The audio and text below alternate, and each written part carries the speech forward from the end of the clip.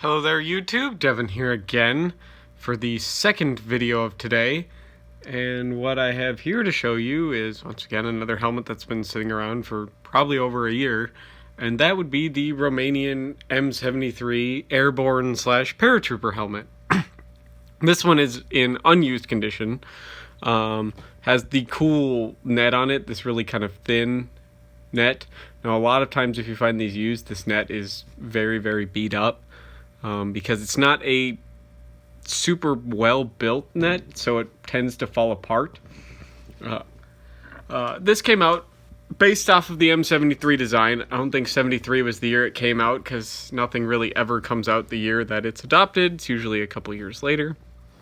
What I have here for you is an M7380 to compare it to, because this helmet, the M73 Paratrooper, is basically an M73 that's just been cut down. The skirt's been kind of cut off to make it a little bit easier to use for paratroopers. You don't need all that coverage.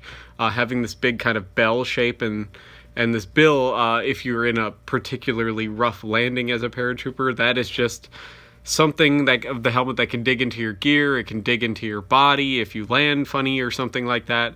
So you see a lot of paratrooper helmets based off of the standard infantry helmets but cut down. Poland was much the same way, even Germany in World War II with their M38s and their M37s and stuff are all the same way. It's a standard helmet just cut down to make it so it's not going to be, cut into you or damaged or possibly damage your gear. So this has basically the same chin strap and attachment method as the other one, although a little bit fancier. It has one kind of long strap that you route through two D-rings to provide tension. So it's a tension lock system.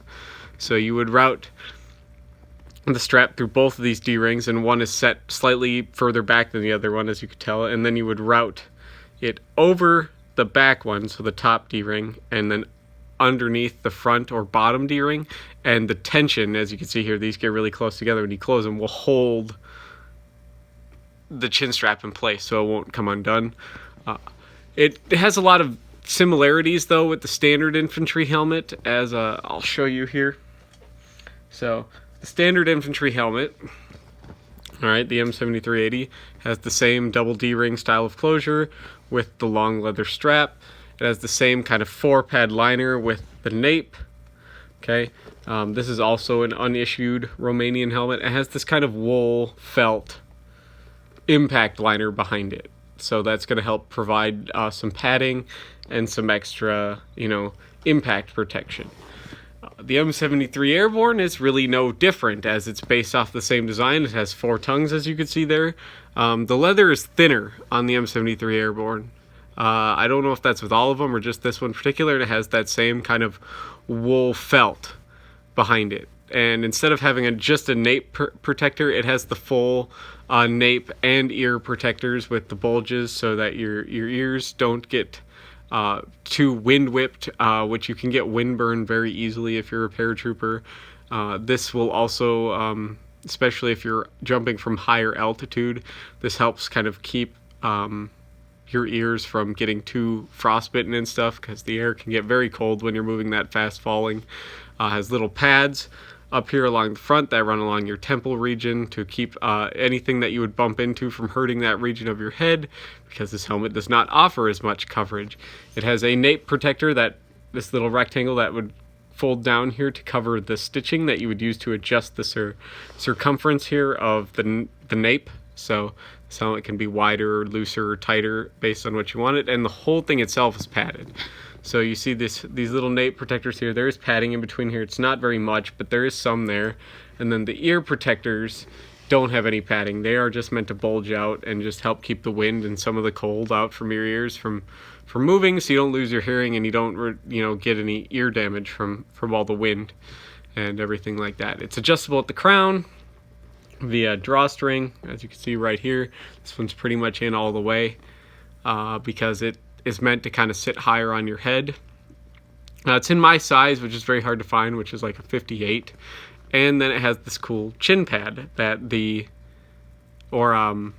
So some troopers you see wearing these on the chin, other ones you see it wearing in the kind of the nape of your neck, so right where your throat begins and your chin kind of ends. There's a little crease back there above your Adam's apple. A lot of that is to help keep the chin strap from cutting in if you wear it there, which is where it is intended to be worn, but a lot of troopers don't like that because if you have the helmet adjusted properly, when you swallow, the chin strap will cut in and kind of cause you some pain. This pad helps with that a lot, significantly, but it's not uncommon to see troops wearing this actually on their chin, but it would have tendency, your helmet could have tendency to slip off if you do that. This was fielded for a very long time, up into the 90s, I believe, and then even longer with some reserve units, because it's an actually pretty effective design. The steel on the M73 Airborne helmet here is not as thick as the steel on the infantry helmets. So this helmet, if you watch me here, you can squish it. It's got some flex to it, the actual shell itself. So not just the liner, I'm actually pushing on the steel itself. This whole helmet has some flex to it because the steel is thinner than on the M73 here. So if I push on the side of this helmet, there isn't really any give to it. Now, granted, the bills, like the bell shape of the M73 80 there, helps with the rigidity. And this doesn't have that, but this is just made out of a thinner, lighter steel, which is better if you're a paratrooper because there's less weight that you have to lug with you on the plane, and it's less weight that you have to jump out of the plane with, which also means it's less weight you have to manage when you're trying to land properly. So there's an old military saying, basically it originates with the mountain troopers who had to carry everything that they would need to fight and live with for a long time, and it was kind of adopted by paratroopers as well. And then later special forces, and that would be ounces equal pounds and pounds equal pain. And this is that same principle. So they lighten the steel and everything to make this more ergonomic. They cut it back to help reduce weight even more and the chance of damaging equipment or the user. They added a really nice high quality leather skirt. It has the same basically standard liner as the infantry helmet, which goes to show that this must have offered at the time an acceptable amount of impact protection, because paratroopers bang their heads around a lot, and so the infantry helmet must have had pretty good infantry impact protection too, if it had the same pretty much exact liner. So very, very good overall helmet. Very, very hard pressed to find these on the first collector's grade market. From what I understand, is I got one of the very, very last ones to come out of Romania.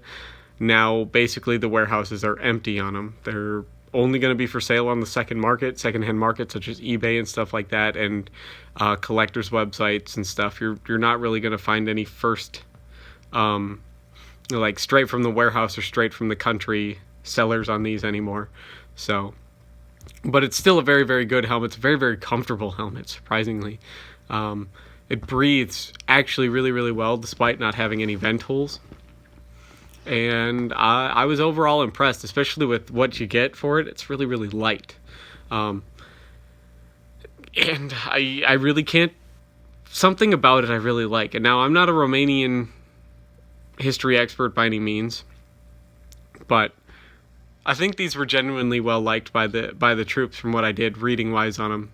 And they served quite a long time until basically being replaced by the Romanian copy of the PASGAT/ACH style of helmets that they had here when they adopted their first composites. So, but it's an overall really, really good helmet, and I'm glad I could finally do a video on it, and I'm sorry it took so long, because I know you guys probably wanted to see one of these. I think I had a comment from way, way, way long time ago, actually, on my regular M73 80 helmet video, saying that they wanted to see one of these, and I've had one for a long time, just never got around to it.